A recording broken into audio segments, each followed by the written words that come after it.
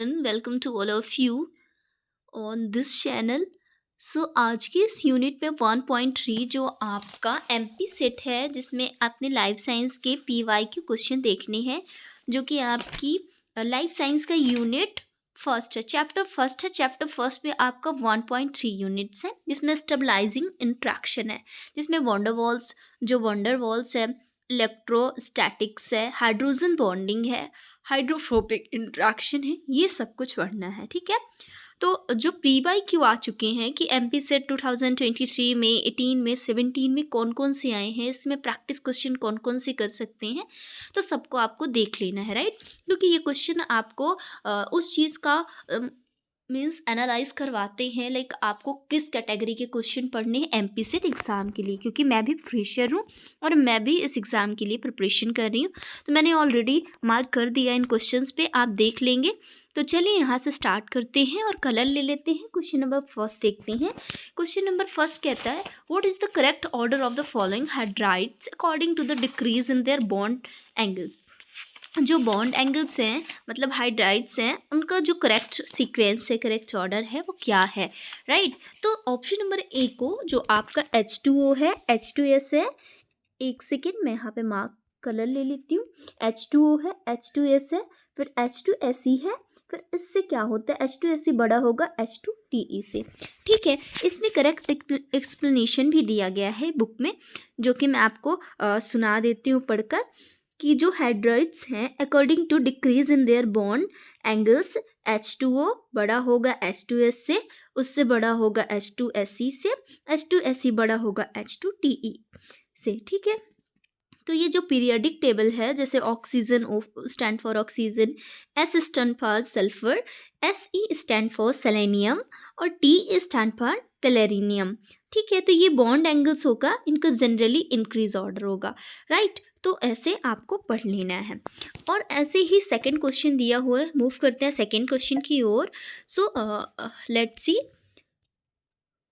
Intramolecular hydrogen bonding is, जो intramolecular hydrogen bonding है वो कौन सा है, तो ओ क्लोरोफेनॉल है। कौन सा है, ओ क्लोरोफेनॉल है। कौन सा है, intramolecular H bonding is present in ortho nitrophenol. किसमें है, O stand for ortho nitrophenol में, राइट। तो आपको ऑप्शन नंबर किस पे जाना है, ऑप्शन नंबर डी पे करेक्ट चले जाना है। ओके, ऐसे ही क्वेश्चन नंबर 3 की ओर मूव करते हैं।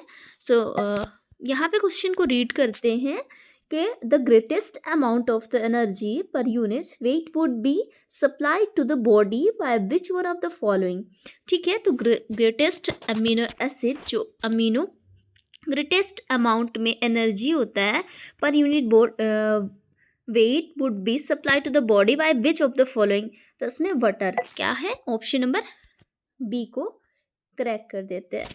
ठीक है, तो butter is a dense source of energy due to its high fat content. Butter में क्या होता है, हाई फैट होता है, मतलब जो फैट होता है उसका कंसंट्रेशन हाई होता है। फैट प्रोवाइड्स मोर कैलोरीज पर यूनिट्स, मतलब जो फैट होता है वो कैसा क्या प्रोवाइड करवाता है कि कैलोरीज की जो यूनिट होती है वो प्रोवाइड करवाता है। ठीक है, तो कार्बोहाइड्रेट्स और प्रोटीन की कंपेयरिंग ज़्यादा होता है ना। It's important to note that while butter does provide a high amount of energy, it is also high to saturated fat which should be consumed is moderation as part of the balance diet, right. So ये आपको option number B correct है। ऐसे ही question number 4 की ओर move करते हैं। तो question 4 देखते हैं, विच one of the following is an example of non covalent interaction in protein. Protein का जो नॉन कोवैलेंट इंट्रैक्शन है वो कैसा है, क्या है, तो ऑप्शन नंबर 1 ऑलरेडी मैंने मार्क कर दिया है, साल्ट ब्रिज। ये क्वेश्चन मैंने रीड किए हुए हैं और ये बहुत ही इंपॉर्टेंट है आपकी प्रैक्टिस सेट के लिए, साथ ही आपके PYQ के साथ इन प्रैक्टिस क्वेश्चन को आपको कंप्लीट करना है। तो साल्ट जो ब्रिज होता है वो आपका नॉन कोवैलेंट इंट्रैक्शन है। इसमें जैसे कि कुछ दिया भी हुआ एक्सप्लेनेशन कि non covalent interaction in protein are crucial for their structure and function. Among the given option, a salt bridge, which is an electrostatic interaction between charged amino acids, reduce example जैसे A negatively charged amino acids and positively charged amino acid. ठीक है, तो ये non covalent interaction हो गया। Okay, question number 5 की ओर देखते हैं कि क्वेश्चन नंबर 5 आपका क्या कह रहा है। तो आप वैसे बाइलिंगुअल भी पेपर आता है, ज़्यादा घबराने की बात नहीं है, बट क्योंकि मैं एक हिंदी मीडियम स्टूडेंट हूँ और मुझे इंग्लिश वाला कंटेंट पढ़ना ज़्यादा बेटर लगता है, क्योंकि बाइलिंगुअल रहता है। कभी कभी आप हिंदी से ज़्यादा इंग्लिश को बहुत अच्छे से समझते हैं, इसलिए मैंने जो बुक ली है वो मोस्टली आपकी लाइफ साइंस की इंग्लिश से ही है, ठीक है। इसलिए यहाँ पे क्वेश्चन भी आपके प्रैक्टिस क्वेश्चन भी इंग्लिश पे दिए हुए हैं। विच one of the following decrease mostly rapidly with small increase in distance.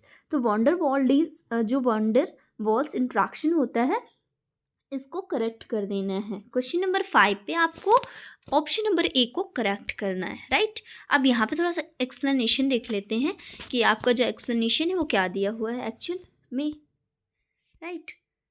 सो या क्वेश्चन नंबर 5 में है van der Waal this interaction explanation कि जो also known as ionic interaction, क्या बोलते हैं इसको, आयोनिक इंट्रैक्शन बोलते हैं। Decrease most rapidly with an increase distance. The string of van der Waal these interaction between charge practical particles, example amino acids, ठीक है, साइड चेन्स, जो अमीनो एसिड की साइड चेन होती है। Decrease as the distance between them increase, okay. तो option